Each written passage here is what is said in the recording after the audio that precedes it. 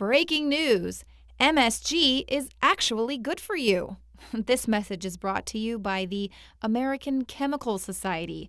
Yes, a group who stands to gain untold sums in revenue by keeping you hooked on literal food crack, released this video explaining how glutamate is a naturally occurring chemical. It occurs naturally in many foods and is also found in your body. Therefore, it must be safe to eat.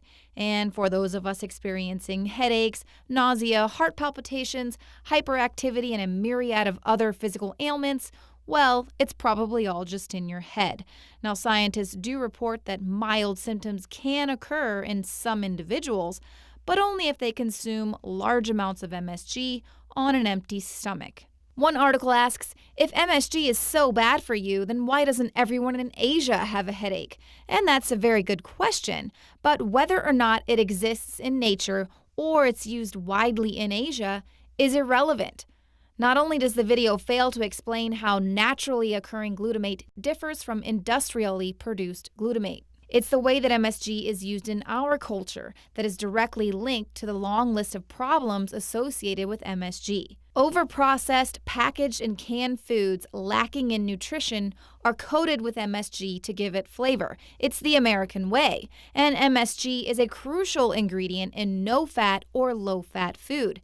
Now, it's well known that sugar and salt are not healthy in the quantities that Americans are consuming, but couple that with a good coating of MSG, an ingredient that literally makes you crave more, it's no wonder that 1 in 3 adults in the West are considered clinically obese. Not only is MSG tricking your body into wanting more-ish additives in processed foods have been linked to a number of adverse health effects. Board-certified neurosurgeon Dr. Russell Blaylock explains the very real dangers of MSG. When we look at the effects of MSG, monosodium glutamate, and other food additives that are excitotoxins on brain and behavior, all of these things that are ending up in our water system, our food that are being given as food additives, we're seeing some common effects. They have behavioral effects, they have reproductive effects, and they have effects on health like cancer and degenerative brain disorders. And it's well demonstrated in the scientific literature. The question you have is, why are the regulatory agencies not approaching this? Why are they still allowing this?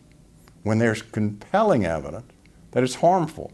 Just to be on the safe side, you would think when millions of people are exposed to this every day, they would at least warn the public that it has effects on your reproduction, has effects on your risk of cancer, has effects on your brain function, your cognitive function, your memory, learning. It has effects on the development of the brain of the child. When all these things are known and in the scientific literature and peer-reviewed journals, why is the public being kept in the dark? There's the only two choices you have in this debate. Either they're incredibly stupid and incompetent or criminal, or they're doing it on purpose for a reason, which goes back to the Rockefeller design of human engineering. To the degree that MSG is not merely used in food, but is in certain vaccines as an injected ingredient, now we're talking about something that is much more ominous, because when you inject somebody with a substance, whatever it is, it bypasses portals of self-defense in the body, immune system defense, because you inject it directly in. It's much more dangerous than if you were eating it. So to the degree that MSG is used in vaccines, this is even more dangerous. And so when these chemical groups and so forth begin to hustle and sell and hype and promote MSG because, they want to sell it, which is what they're doing, this is highly disturbing, to say the least, because we're also now talking about trying to exonerate it as an ingredient in vaccines. And now we're talking about much more serious damage here. And much like the argument for adding fluoride to the water, the very fact that there are even minimal risks involved should give pause to any company that's considering profit over people. And until we can trust these corporations to do that, we must trust ourselves and beware of government-funded research that reaches government-approved conclusions.